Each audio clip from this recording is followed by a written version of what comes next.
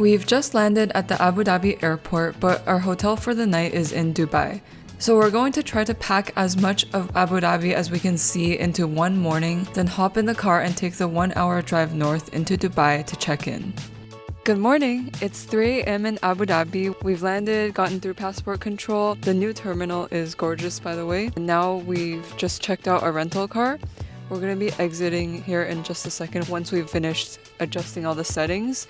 And then we're going to head over to find a convenience store or a grocery store, just somewhere to get a bottle of water because we're dying of thirst. After that, we're going to go check out the Yas Marina circuit because that's pretty much the only thing that might be open at this time of night. So we're going to go see how far we can get in, and we'll see you there.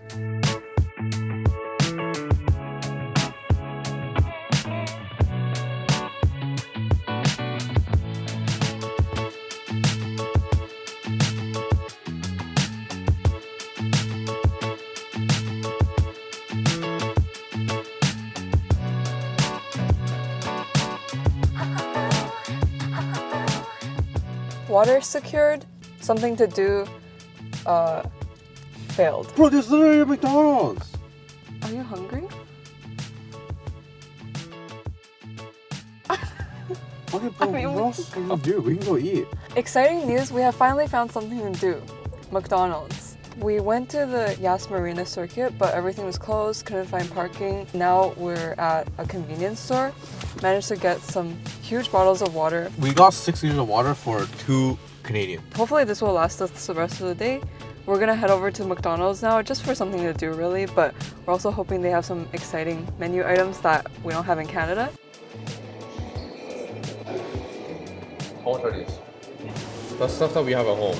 A Big Mac is $18.80 AED. For reference, 18 AED is 6.6 CAD. But they have a for a veggie Big menu. Mac. Oh, That's new. We don't have these at home. that's nice. $9. $9 for a spicy crunchy chicken. Yeah, the burger looks pretty thick. Comes in a nice thing to use to hold. For my first meal in the UAE is a $9 Canadian crunchy fried chicken sandwich. I would say it's pretty good. Better than anything we have at home. It does look really premium. Like, that's a thick patty. Yeah, no, it's very good. With our chauffeur fed, we drove back into the city looking for something else to do. But Abu Dhabi at 6 in the morning is really not a happening place. We went to a park which had a cute stray cat and the random cave formation thing.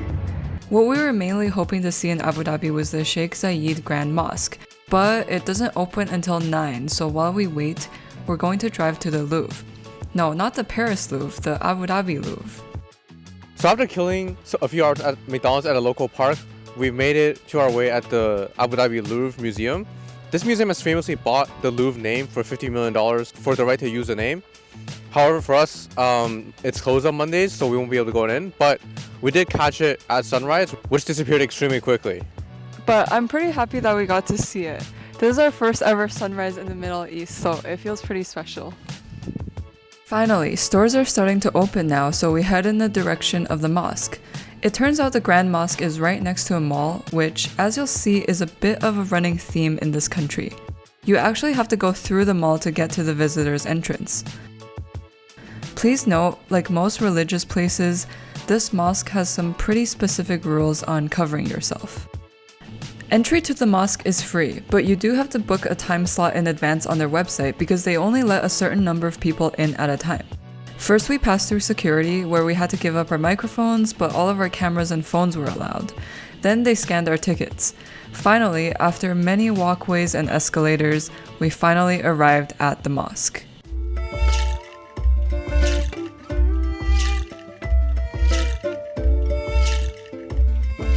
The Sheikh Zayed Grand Mosque is the largest mosque in the country and it accommodates over 40,000 worshippers.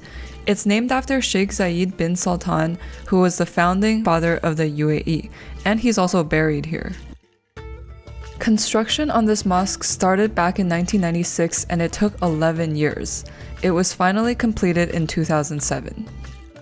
The two most iconic features of mosque architecture are the onion-shaped domes and the tall towers, which are called minarets. There are 82 domes and 4 minarets in this mosque. Traditionally, a guy would stand at the top of the minaret to chant the call to prayer to the people below, but nowadays they usually just use a microphone and speaker system to broadcast it. The courtyard is made of marble, and it is the largest marble mosaic in the world. The marble is sourced from many different countries, from Italy to India to China. This huge chandelier was one of the most stunning parts of the mosque. It's gilded with 24-karat gold and adorned with millions of Swarovski crystals.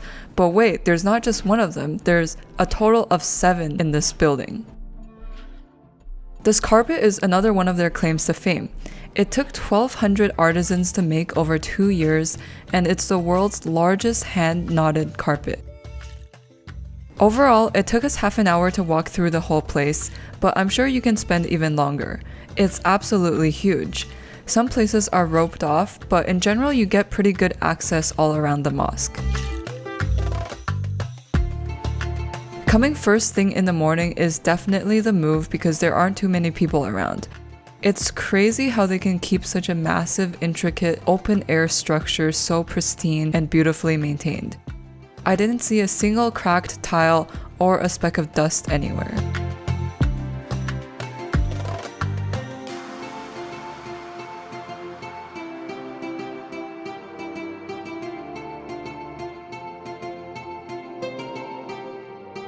Now for something completely different. We drove back to Yas Island to check out Ferrari World. As implied from the name, it's a Ferrari-themed amusement park. Unfortunately, the only ride that's worth trying was closed, which is the Guinness World Record holder for the fastest roller coaster. And the rest of the park is very kid-oriented and very touristy, so we gave it a pass. There's nothing here worth seeing for a true motorsports fan. That concludes our half-day trip in Abu Dhabi. Now we're headed to downtown Dubai for one night at our hotel, the Dubai Edition. That is the Burj Khalifa. Can I just take a moment to gush about the absolute state of the roads in the UAE? The highways are massive, the lanes are wide, and the roads are smooth. They're also well paved and well signed. It's definitely an improvement over our roads with craters in Canada. This is my first time driving in the UAE, and I gotta say it was quite enjoyable. There's not as much road etiquette as you'll find here, but if you're confident driving in North America during rush hour, you'll be fine. Another nice surprise about the UAE was the amount of free parking. Parking at the Grand Mosque, the Louvre, Ferrari World, our hotel, and the old Souk, which you'll see later, were all free. We didn't have to pay a single dirham for parking during the entire time we were in the country. Now it's time to check out our hotel for the night. The Dubai Edition is located right in the middle of downtown Dubai, next to Dubai Mall, and it's a 20-minute walk from the Burj Khalifa. A great perk of this hotel is complimentary valet parking. We booked the most basic room type and didn't get a suite upgrade at this hotel, but we were offered the choice between a room on a high floor or a room with Burj Khalifa view. Welcome to the superior room with Burj Khalifa view. So when you first enter, the first thing you'll be hit by is the sheer amount of wood and the massively tall ceilings. To your right is the safe, as well as some extra storage, and 2 wine glasses and 2 champagne flutes. Just below is a mini bar. There's 4 bottles of additional water, a coffee maker, water kettle, 2 glasses, and your selection of teas and coffees. Just below is your mini fridge, as well as some extra storage. Interesting thing to note about the mini fridge is that they actually asked us if we wanted it stocked. We never touched the mini bar, so we opted for not having to have them stocked. Directly to your left along this giant wooden wall is a somewhat discreet wooden door that's very heavy, and it slides along its rails to reveal the beautiful looking bathroom. Just take a look at the stone, the light fixtures, the bathroom amenities, the single panoramic vanity, as well as all of the wood seamlessly transitioning into the stonework. Of course, the centerpiece of this bathroom is this giant oversized tub. Again, it can probably fit 3 people in it. This bathtub is also facing out, so if you're staying with someone that you know, or if you're staying alone, you can open up the curtains and then you'll get this beautiful view of the downtown Dubai skyline, which we'll get to. Past the bathtub is this elongated vanity counter. You have this very large, beautiful mirror with soft accent lighting, as well as your usual amenities from your soaps, body lotion, to your loofahs, to dental kits, combs, and things like that. Underneath are 3 sets of large towels and 3 sets of small towels, along with 2 glasses for you to use. I do find it interesting that they only gave 3 sets of towels each, because that's not a lot of towels, especially for a bathroom such as this, because you will only use it for the shower, you want to use it for the bath, and so on and so forth. On the other side of the bathtub is a separate chamber for the shower, as well as the toilet, which we've really come to enjoy from our time in Japan. The toilet room is very basic, but that's all a toilet room needs to be. It has a regular toilet. The fuck is this? It's a bidet. But what is that? It has a nice looking basic toilet, as well as a comprehensive bidet solution. Again, another note, it's just look how high the ceilings are, even in the bathroom. Adjacent to the toilet chamber is a shower chamber. This is probably the highest shower head I've ever seen. For reference, I'm 175 centimeters, and even with my arm extended, I'm not even close to touching it. Pretty simple decor, but again, it ties in with the rest of the room. The addition is well known to feature lavabo amenities. There are 3 in the shower chamber and 1 by the vanity. Of course, the super tall rainfall shower head comes equipped with a wand shower as well, depending on your preference. And we'll be giving that a good test for sure today. Coming out of the bathroom, you have 3 additional closets. The first one is one singular long one where it has a robe, although singular for 2 people, an ironing board, iron, and 2 slippers. And then this set opens up together to reveal a luggage rack, a laundry bag, hangers, and an Edition branded scale, and a mirror. So moving past the entryway, there's a little nook where you can put your stuff like we have, and just past that is this long writing desk where you can get some work done. It features a good selection of ports, but notably it's missing USB-C, but it has 2 universal power outlets and 2 USB-A's for your charging needs. Just above that is a medium-sized-ish 45-inch or so LG TV and a little lamp for when you can't see. Opposing the TV and the writing desk is the main highlight of any hotel room, which is the bed, or in this case, the king-size bed. Each side is accompanied with a bedside table and a bedside lamp, along with several lighting controls that can change from on-off, reading, day, night, etc., etc. There is also some drawers for some extra storage if you need it. Getting to the main attraction of this room, one that outshines the bed, the bathroom, and the overall decor of this room. So next to the bed is 2 armchairs, along with a white marble table. And just past that, as you can see, is an oversized piece of glass facing the beautiful Dubai skyline with the Burj Khalifa in the background. Talk about a view to wake up to. And it gets better, because allow me to open this for you. This door slides and is a balcony. So on the balcony, we're pretty low, so we get some of the noise, but the view of the Dubai downtown skyline is absolutely unreal. To make it even better, there is a small lounger and a wooden table for you to chill out, hang out, and spend time on the balcony. Okay, so that wraps up the room tour at the Dubai edition. We're staying here only for 1 night, but we're gonna try to make use of much of the amenities and features of this room as we can. And I'm sure the rest of the hotel will be just as beautiful and hold up to that high standard that we're looking for. Lastly, let's check out the gym, which remains committed to the wood theme of the hotel. You've got some fruit, water, and earphones at the entrance, which is a nice touch, and some basic machines. Pretty small, nothing too fancy. And now Kevin's going to take a nap while I go on a walk to the most famous place in Dubai. I'm out exploring the Dubai fountain, and that's the Burj Khalifa behind me. It's surprisingly empty. It's not very crowded today, which is great. There's still a lot of people at the Burj, but definitely not the crowds that I was expecting. It wasn't too long of a walk from the hotel. The Dubai edition is definitely in a really central location. It took me maybe 15 minutes, and it was a really nice, pleasant walk. I think February is the perfect time to visit Dubai because it's not too cold and it's also not too hot. It's about like 20 to 22 degrees right now.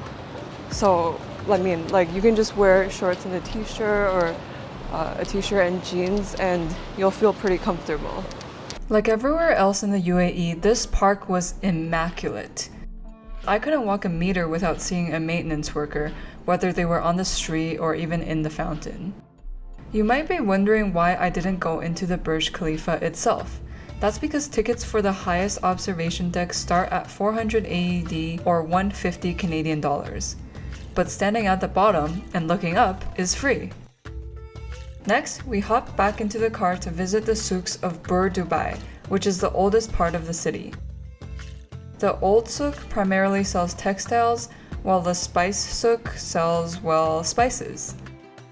In the past, this area used to be the site of actual mercantile trade, but now it's been transformed into a tourist hotspot and it's not really frequented by locals anymore.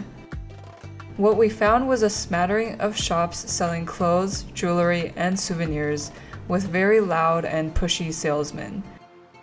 There were very few shops selling food or spices, ironically. The vibes weren't for us, so we left pretty quickly.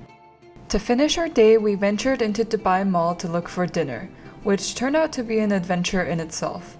Because Dubai gets so hot in the summer, malls are a big part of the culture here because where else can you socialize and hang out when it's 50 degrees outside? Dubai Mall is the second largest mall in the entire world, with over 1,000 retailers.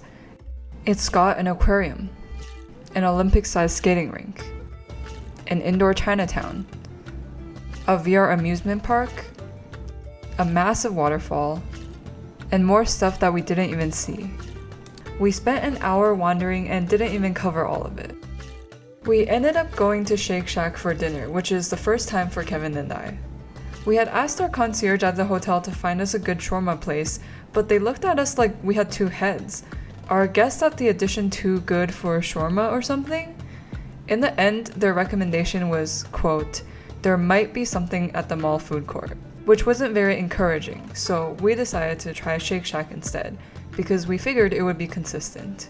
I can't say Shake Shack blew me away, but I do appreciate their crinkle fries.